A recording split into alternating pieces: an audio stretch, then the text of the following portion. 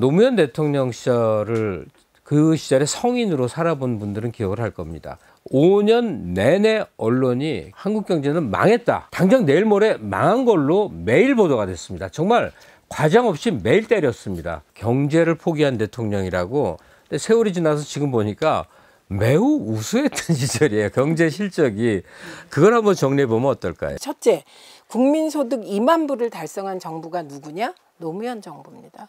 그 다음에 주가가 2천 넘는 게 굉장히 힘들거든요. 그러면 지금도 2천인데요. 뭐 2060. 그러니까 주가 2천 시대를 연 것도 노무현 정부입니다. 그 다음에 경제 성장률이 연평균 4.3%였던 게 노무현 정부입니다.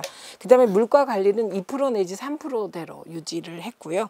그리고 MB가 들어선 첫 때 물가 4.7% 올랐습니다. 그리고 그때 비상이 걸려서 MB 물가라는 거, 짜장면에 돼지고기까지 특별 관리했는데 그 물가가 19% 급등해서 그때 되게 문제가 된 적이 있었죠. 그 다음에 노무현 정부 때 최저임금 평균 10.6%씩 올랐습니다. 평균 10.6%를 최저임금 올린 정부는 노무현 정부밖에 없습니다. 사실 문재인 정부 들어서 많이 올랐지만 이게 점점 조정되면서 그 프로테이지 못 따라갈 것 같습니다. 그때 노동계가 얼마나 노무현 정부 흔들었는지 좀 반성할 건 반성해 주시기 바랍니다.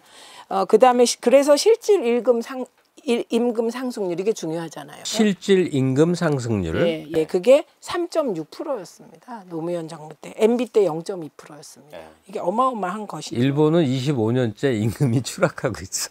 92년도 임금을 지금도 똑같이 받아. 그렇습니다. 그리고 일본 일자리 얘기 이렇게 하시면 안 돼요. 우리나라 그 노동 임금에 비해서 일본 임금이 쌉니다. 우리나라에서 2명 쓰면 일본에서 3명 쓰는 거예요. 그리고 거긴 노령 인구가 많기 때문에 상황이 다릅니다. 그러니까 자꾸 일본하고 언론이 비교하시면서 문재인 정부 깎아내리지 마세요. 그거 저 반칙이라고 생각합니다. 가계부채 증가율. 노무현 정부 5년 동안 213.9조 원이었는데 MB 정부 4년 3분기 동안 272조였습니다. 문제는 어떤 채무가 늘었냐가 중요한데 노무현 정부 5년 동안 는 건 제1금융권의 저금리 대출 위주였고요. MB 정부 때 줄어든 게 고금리 악성 대출이었습니다.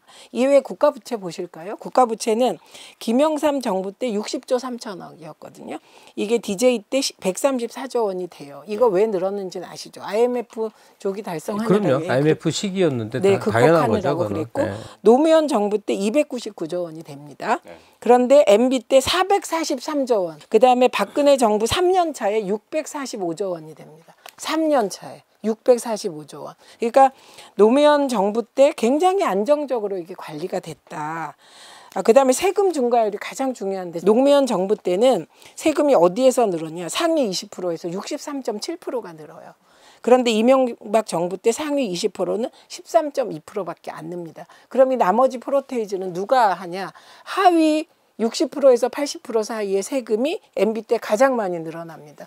노무현 정부가 정말 친서민 정부라는 게 그 도표로 다 드러나요. 그래서 성공한 정부였다. 아주 적나라한 얘기를 할게요. 소득 상위 20% 있는 사람들이 훨씬 사회적 영향력이 큽니다. 업주이거나 교수이거나 가르치거나 이런 사람이에요.